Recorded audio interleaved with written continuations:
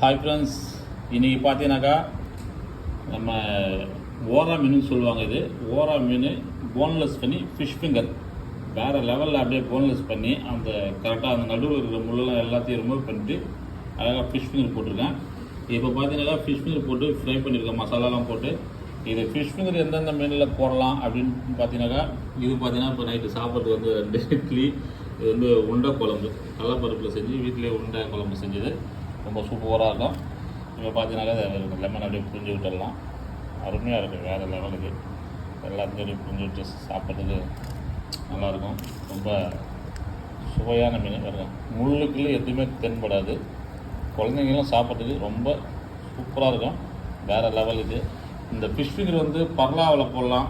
அடுத்தது பார்த்தீங்கன்னாக்கா கடல் விராலில் போடலாம். குழந்தைங்க சாப்பிட்றதுக்கு ரொம்ப யூஸ்ஃபுல்லாக இருக்கும், டேஸ்ட்டும் சவையாக இருக்கும். இது வந்து